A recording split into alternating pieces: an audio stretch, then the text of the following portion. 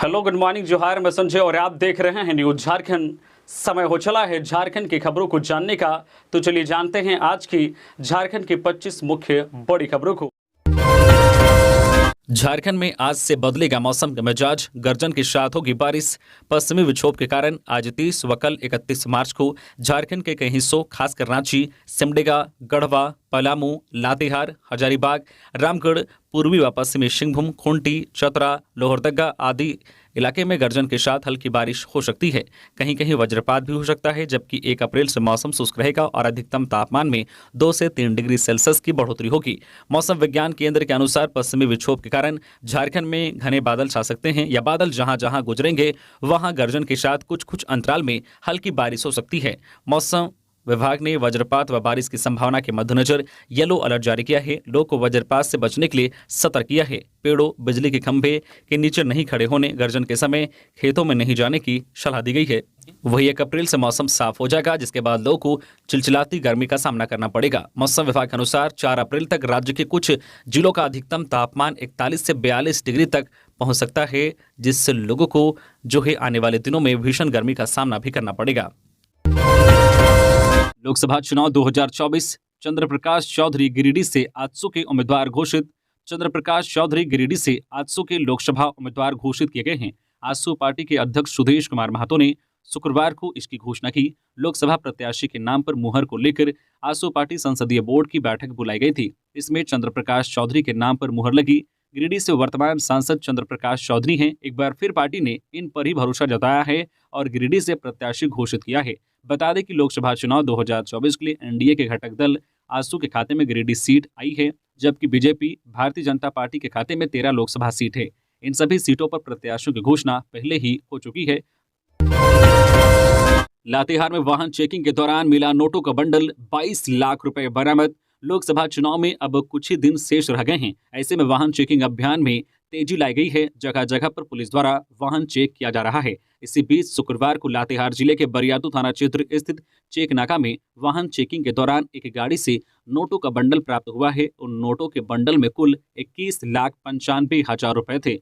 Police car में सवार व्यक्ति से पूछताछ कर रही है और यह जानने का प्रयास कर रही है कि यह पैसे को कहां ले जाया जा रहा था। एसडीपीओ आशुतोष सत्यम ने पैसे बरामद होने की पुष्टि की है। उन्होंने कहा है कि चुनाव को लेकर कई स्थानों पर चेक नाका लगाया गया है। बरियातू थाना क्षेत्र स्थित इंटर डिस्ट्रिक्ट चेक नाका से रुपए बरामद किए गए हैं। आयकर विभाग को इसकी सूचना दे दी गई है।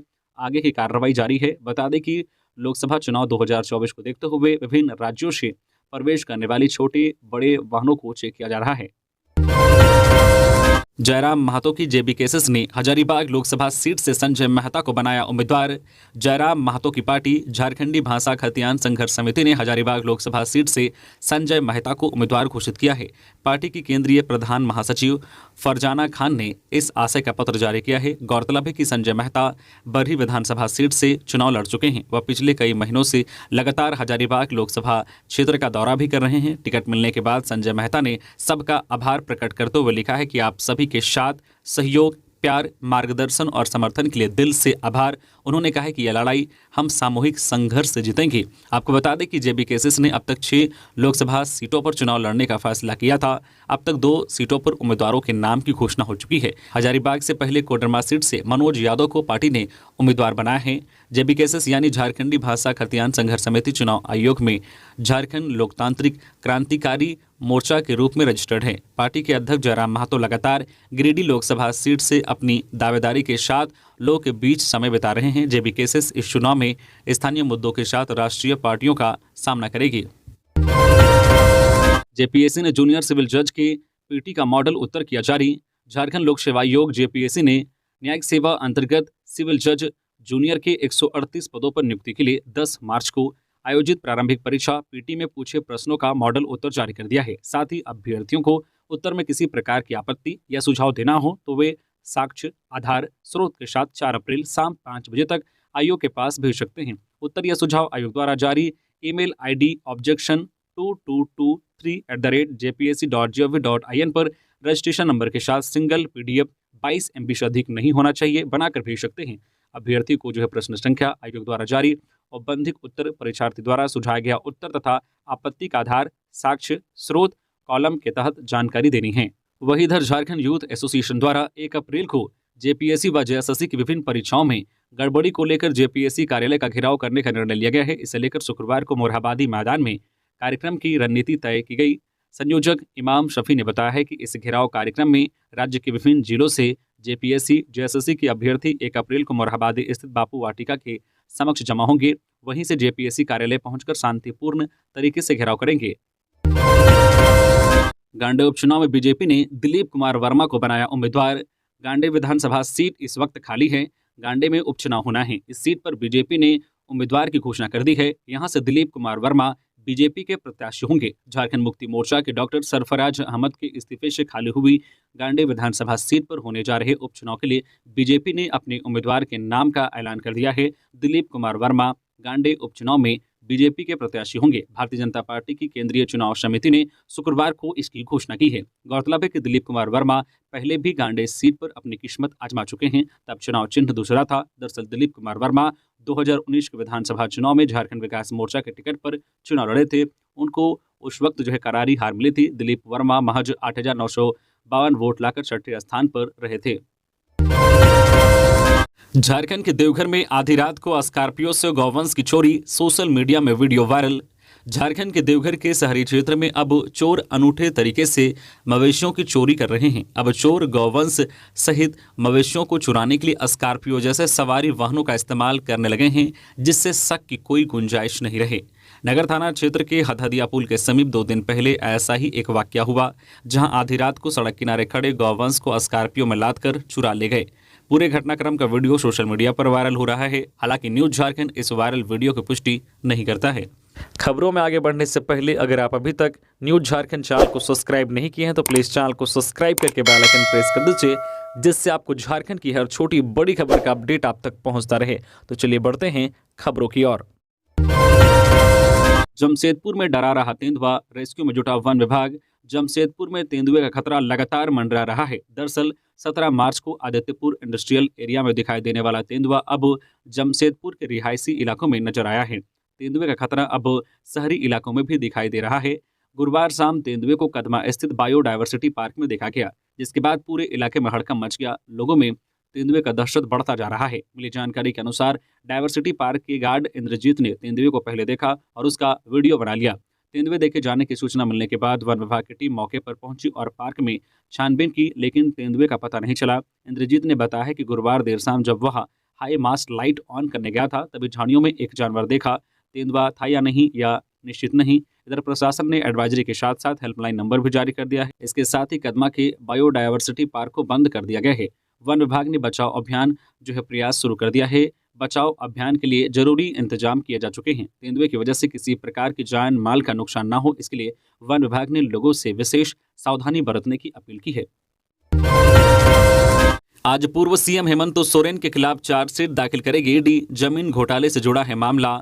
जमीन घोटाला प्रकरण में मनी लॉन्ड्रिंग के तहत गिरफ्तार किए गए राज्य के पूर्व मुख्यमंत्री हेमंत सोरेन के विरुद्ध ईडी आज शनिवार को ईडी की रांची स्थित विशेष अदालत में चार्जशीट दाखिल करेगी। इसकी तैयारी पूरी हो गई है। हेमंत सोरेन को ईडी ने 31 जनवरी को गिरफ्तार किया था। शनिवार को उनकी गिरफ्तारी के 60 दिन पूरे हो जाएंगे। मनी लॉन्ड्रिंग अधिनियम में 60 दिनों के भीतर चार्जशीट दाखिल करने की बाध्यता है, जिसका ईडी अनुपालन करते हुए शनिवार को कोर्ट जाएगी। ईडी ने हेमंत सोरेन के विरुद्ध अपनी चार्जशीट लगभग तैयार कर ली है। ईडी ने उन्हें बड़गाई अंचल स्थित बरियातू की एक प्रतिबंधित किस्म की जमीन को हड़पने के मामले में गिरफ्तार किया था। गुमला में बैंक से पैसे निकाल देने का झांसा देकर युवती से दुष्कर्म, आरोपी को पुलिस ने भेजा जेल, स्कूटी जब्त। झारखंड के गुमला जिला अंतर्गत घाघरा प्रखंड के एक गांव की युवती से दुष्कर्म का मामला प्रकाश में आया है। बैंक से पैसे निकालने के बहाने आरोपी युवक पीड़िता को अपने साथ ले गया। इसके बाद बैंक की जगह एक गांव ले जाकर दुष्कर्म किया। पुलिस ने प्राथमिकी दर्ज करते हुए शुक्रवार को आरोपी दीपक उरांव को गिरफ्तार कर जेल भेज दिया है। थानेदार तरुण कुमार ने कहा है कि आवेदन मिलने के बाद त्वरित कार्रवाई करते हुए आरोपी दीपक उरांव को उसके घर से गिरफ्तार कर लिया गया है। घटना में प्रयुक्त स्कूटी को भी बरामद कर लिया गया है। दुष्कर्म की घटना के बाद गुरुवार की शाम पीड़िता अपने मामा मामी के साथ थाने पहुंची और लिखित आवेदन देते हुए आरोपी के खिलाफ कार्रवाई की मांग की। इसके बाद थानेदार तरुण कुमार ने प्राथमिकी दर्ज करते हुए आरोपी दीपक उरांव को गिरफ्तार कर जेल भेज दिया। पीड़िता अपने दादा के साथ घर पर रहती थी। माता पिता व भाई ईंट भट्टा पर काम करने के लिए दूसरी जगह पलायन कर चुके हैं। उसी ईंट भट्टे पर आरोपी दीपक उरांव भी काम करने के लिए गया था। कुछ दिन पूर्व वह गांव लौटा था। गांव लौटने के बाद 16 मार्च को जो है दीपक ने पीड़िता से कहा कि तुम्हारे भाई ने मेरे बैंक खाते में पैसा भेजा है, तुम मेरे साथ बैंक चलो, पैसा निकाल कर दे देंगे। यह कहकर दीपक पीड़िता को अपने साथ घाघरा लाया, परंतु घाघरा की बैंक शाखा न ले जाकर पालकोट स्थित बकिया गांव अपने रिश्तेदार के घर बहला फुसला कर ले गया, जहां आरोपी ने पीड़िता के साथ दुष्कर्म किया। साहिबगंज के फुटानी मोड़ चेकनाका पर पिकअप वैन से 3 लाख बरामद। बंगाल नंबर के पिकअप वैन से साहिबगंज के फुटानी मोड़ चेकनाका पर पुलिस ने 3 लाख रुपए बरामद किए हैं। बरहरवा थाना क्षेत्र स्थित फुटानी मोड़ चेकनाका पर चेकिंग के दौरान यह कार्रवाई की गई। चेकनाका पर पिकअप वैन से 3 लाख रुपए बरामद किए गए हैं। मामले को लेकर पुलिस आगे की कार्रवाई में जुट गई है। डूबती नाव की सवारी से बच रहे इंडिया गठबंधन के नेता प्रत्याशियों की घोषणा में देरी पर बीजेपी का तंज। झारखंड बीजेपी के प्रवक्ता प्रफुल्ल सहादेव ने शुक्रवार तक महागठबंधन के द्वारा झारखंड में सिर्फ 3 उम्मीदवारों की घोषणा पर तंज कसते हुए कहा है कि उनके पास उम्मीदवारों का टोटा है। महागठबंधन के नेता डूबती नाव की सवारी से बचते दिख रहे हैं, इसलिए अभी तक सिर्फ 3 नाम की घोषणा हुई। प्रतुल ने कहा है कि उसके उलट एनडीए गठबंधन से अब तक सारे उम्मीदवारों की घोषणा हो चुकी है और सब अब प्रचार कर रहे हैं। 11 उम्मीदवारों की घोषणा तो 1 माह पूर्व ही हो गई थी। प्रतुल ने कहा है कि सत्ताधारी गठबंधन के बीच सीट बंटवारे को लेकर भी रोज फॉर्मूला बदलने की खबरें आती है, कभी 5-6-2-1 तो कभी 7-5-1-1। गठबंधन के लोगों को सिर्फ ज्यादा से ज्यादा सीटों को हथियाने की चिंता है। जनता के बारे में उन्होंने अपनी कोई सोच या योजना उजागर नहीं की है। अंततः ऐसा ना हो कि महागठबंधन को जनता ही झारखंड से 9-2-11 कर दे। 2 करोड़ की अफीम पकड़ी। चतरा में 24 घंटे में नशे की दूसरी खेप जब्त। अफीम के साथ हेरोइन भी बरामद।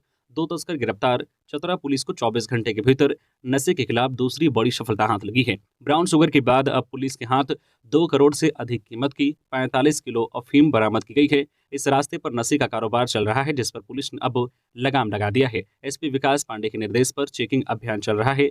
चतरा हजारीबाग जिले की सीमा पर स्थित बलबल चेकनाका के समीप चलाए जा रहे एंटी क्राइम वाहन चेकिंग अभियान में पुलिस ने 45 किलो अफीम के साथ तस्कर को गिरफ्तार किया है। पुलिस ने जब इस नशे की खेप के संबंध में सवाल किया तो उसकी निशानदेही पर गिद्धौर थाना क्षेत्र के जो है पांडे टोला गांव निवासी राजेंद्र दांगी की घटना में शामिल होने की जानकारी मिली। पुलिस ने एक्शन लिया और जो घर में छापेमारी की, जहां से 25 ग्राम हेरोइन भी मिली है। इस रेड के दौरान पुलिस ने आरोपी को भी गिरफ्तार किया है। इस दौरान जब्त अफीम की अनुमानित कीमत 2 करोड़ रुपए बताई गई है। गोड्डा सीट को लेकर आपस में भिड़े कांग्रेस विधायक। इरफान बोले, दीपिका पांडे की छवि खराब होने से हार तय। निशिकांत ने कहा, कांग्रेस हताश। गोड्डा लोकसभा सीट पर भाजपा ने अपना उम्मीदवार खड़ा कर दिया है। निशिकांत दुबे चौथी बार गोड्डा से बीजेपी के टिकट पर चुनाव लड़ने जा रहे हैं। इस सीट पर कांग्रेस ने अब तक उम्मीदवार का ऐलान नहीं किया है। कांग्रेस की तरफ से उम्मीदवार कौन होगा, इसको लेकर जारी अटकलों के बीच कांग्रेस विधायक आपस में ही लड़ रहे हैं। जामताड़ा विधायक इरफान अंसारी की एक चिट्ठी सोशल मीडिया पर वायरल हो रही है। इस चिट्ठी में महागामा से कांग्रेस विधायक दीपिका पांडे सिंह पर गंभीर सवाल खड़े किए गए हैं। उनकी छवि को खराब भी बताया है। गोड्डा समेत संथाल की 3 सीटों के लिए आखिरी चरण 1 जून को चुनाव होना है।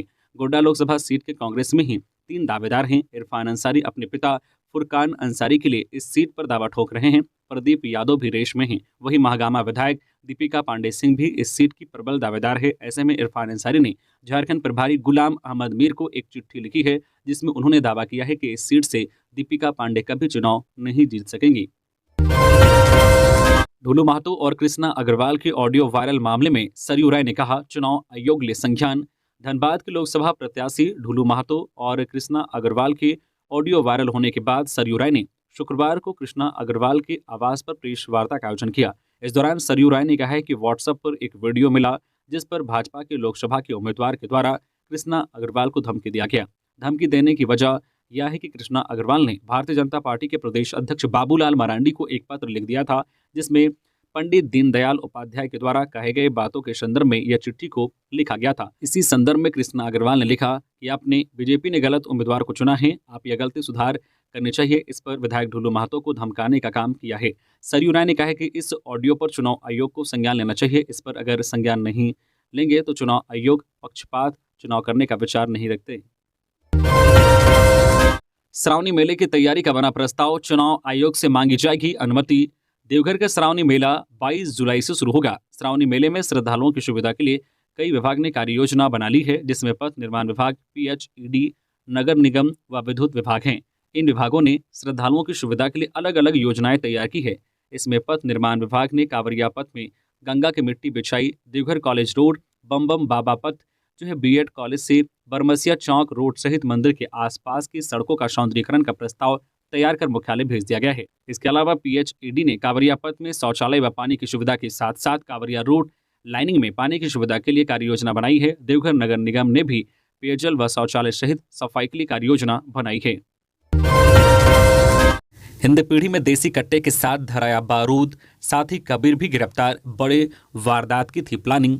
रांची के हिंदपीढ़ी के 2 लोगों को पुलिस ने रंगे हाथ देसी कट्टे के साथ गिरफ्तार किया है। गुप्त सूचना के आधार पर हिंदपीढ़ी थाना पुलिस ने बड़ी मस्जिद इलाके में छापेमारी की। इस दौरान मोहम्मद कबीर के साथ 4-5 अज्ञात लोग मिलकर किसी बड़ी घटना को अंजाम देने का प्लान बना रहे थे। सूचना के अनुसार जब पुलिस ने कबीर को पकड़ा, उसके पास अवैध हथियार मिले। इसके बाद रांची एसएसपी के निर्देश पर कोतवाली डीएसपी के नेतृत्व में छापेमारी दल का गठन किया गया।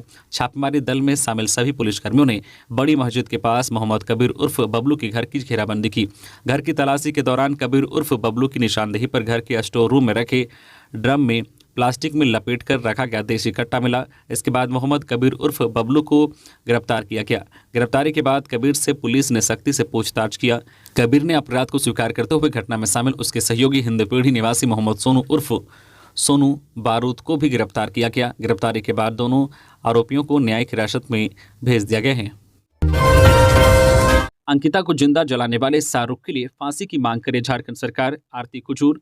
भारतीय जनता पार्टी की प्रदेश उपाध्यक्ष आरती कुजूर ने दुमका के चर्चित अंकिता हत्याकांड मामले में दोषी शाहरुख और नईम अंसारी को आजीवन कारावास की सजा के फैसले का स्वागत किया है।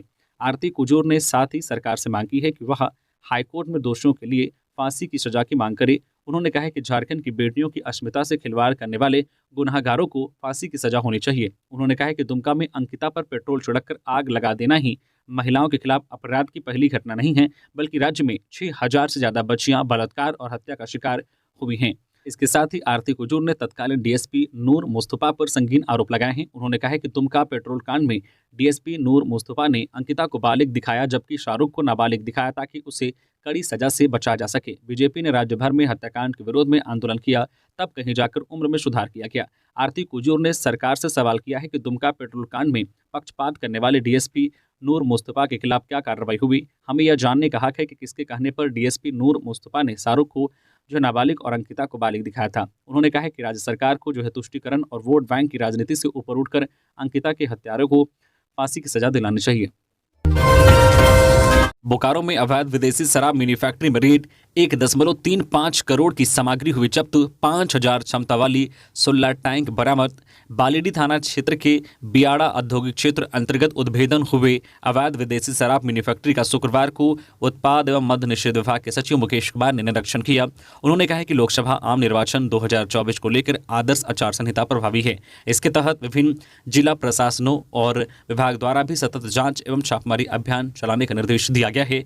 पुलिस टीम द्वारा बालीडीह औद्योगिक क्षेत्र अंतर्गत इस अवैध विदेशी शराब मिनी फैक्ट्री का उद्भेदन हुआ है। यह एक जो है स्रोत केंद्र सोर्स पॉइंट है जो अवैध रूप से शराब का निर्माण कर बाजार में नामी ब्रांडों के नाम से विदेशी शराब को बेच रहा था। इसमें कोई बड़ा गिरोह शामिल होगा। इसके पूरे रैकेट की जांच गंभीरता से की जा रही है। आईजी उत्तरी छोटा नागपुर कैंप कर रहे हैं। सभी आरोपितों एवं इस कारोबार के पीछे के सभी लोगों को अभियान चलाकर गिरफ्तारी का निर्देश दिया है। उत्पाद अधिनियम एवं फैक्ट्री अधिनियम अंतर्गत प्रावधानों के तहत मामला दर्ज कर कार्रवाई की जा रही है। जिला निर्वाचन पदाधिकारी सह उपायुक्त विजय जाधवा ने कहा कि पानी फैक्ट्री के आड़ में यह अवैध कारोबार हो रहा था। यहाँ 5000 क्षमता वाली 16 टैंक मिले हैं, जिसमें 7000 लीटर तैयार शराब, 20000 लीटर स्प्रिट है। शराब में इस्तेमाल होने वाले विभिन्न जो है फ्लेवर के बोतल, विभिन्न ब्रांडों के जाली स्टिकर, होलोग्राम खाली बोतल, विभिन्न राज्यों से संबंधित जाली QR कोड, बोटलिंग और जो है रिफिलिंग मशीन, प्लास्टिक बोतल, कार्टून, कैंपिंग मशीन आदि मिला है। देखने से यह प्रतीत हो रहा है कि यह काफ़ी दिनों से चल रहा था। इस फैक्ट्री को सील कर दिया गया है। अपराध की योजना बना रहे 2 अपराधी गिरफ्तार, देसी हथियार बरामद। रांची पुलिस ने 2 अपराधियों को गिरफ्तार किया है। गिरफ्तार व्यक्ति का नाम मोहम्मद कबीर और मोहम्मद सोनू है। पुलिस ने एक देसी हथियार भी बरामद किया है। रांची पुलिस को जानकारी मिली थी कि हिंदपीढ़ी इलाके में मस्जिद के पास कुछ अपराधी आपराधिक वारदात को अंजाम देने की फिराक में हैं, जिसके बाद एक टीम का गठन किया गया और टीम ने अपराधियों को गिरफ्तार किया। दोनों अपराधियों को जेल भेज दिया गया है। सरकारी कर्मियों ने बीमारी बता चुनाव ड्यूटी से छुट्टी मांगी। डीसी बोले रिटायरमेंट ले लो। पाकुड़ में बीमारी का हवाला देकर चुनाव ड्यूटी से मुक्त करने की अपील करने वाले 30 सरकारी कर्मियों की अनिवार्य सेवानिवृत्ति की अनुशंसा उपायुक्त ने कर दी है। गौरतलब है कि आगामी लोकसभा चुनाव में मतदान कार्य के लिए सरकारी कर्मियों को ड्यूटी पर लगाया जाना है। जिले के कई सरकारी कर्मचारियों ने बीमारी का हवाला देकर उन्हें चुनाव ड्यूटी से मुक्त करने की मांग की थी। मेडिकल जांच के बाद इनमें से 30 कर्मियों को अनफिट पाया गया। अब उपायुक्त ने यह दलील देते हुए कहा है कि इतनी बीमारी है तो कर्मी दैनिक सरकारी कार्य भी नहीं कर पाते होंगे, उन्हें अनिवार्य सेवानिवृत्ति देने की मांग की है। पाकुड़ के उपायुक्त द्वारा जारी यह चिट्ठी अब सोशल मीडिया में वायरल है। लोग इस पर अलग अलग प्रतिक्रिया दे रहे हैं। ट्रैफिक नियम का उल्लंघन करने वाले 1176 लोगों का 5 दिनों में कटा चालान। रांची की ट्रैफिक पुलिस ने ट्रैफिक नियमों का पालन कराने के लिए शहर के विभिन्न क्षेत्रों में लगातार चेकिंग अभियान चला रही है। पिछले 5 दिनों में कुल 1176 लोगों का ट्रैफिक नियम के उल्लंघन करने के मामले में चालान काटा गया है। इनमें 187, 329, 299, 251 और 110 चालान शामिल हैं। ट्रैफिक एसपी सुमित अग्रवाल ने शुक्रवार को बताया है कि शहर के विभिन्न क्षेत्रों में लगातार बिना हेलमेट, ड्राइविंग लाइसेंस, अनधिकृत रूप से अपने 4 पहिया वाहन के शीशे में ब्लैक फिल्म, अनधिकृत रूप से सूचक पट्टा लगाकर घूमने वालों के खिलाफ अभियान चला रही है। नियम का उल्लंघन करने वाले वाहन चालकों के खिलाफ विधि सम्मत कार्रवाई करते हुए चालान काटा जा रहा है। झारखंड में राजपूत प्रत्याशी को मौका नहीं देने पर बीजेपी से नाराज क्षत्रिय समाज, कहा निर्दलीय लड़ेंगे चुनाव। बीजेपी झारखंड की 14 में से 13 लोकसभा सीटों पर उम्मीदवारों की घोषणा कर चुकी है। देश भर में जहां सीट बंटवारे में सामाजिक समीकरण को साधने की कोशिश की जा रही है, तो वहीं झारखंड में बीजेपी ने एक भी क्षत्रिय उम्मीदवार को प्रत्याशी नहीं बनाया है। लोकसभा चुनाव में क्षत्रिय समाज को उचित प्रतिनिधित्व नहीं देने की वजह से राजपूत समाज में नाराजगी है। अखिल भारतीय क्षत्रिय महासभा ने प्रेस वार्ता कर बीजेपी पर निशाना साधा है। संगठन के प्रदेश अध्यक्ष बिनू सिंह उर्फ विनय कुमार सिंह ने कहा है कि झारखंड में 14 लोकसभा सीट हैं।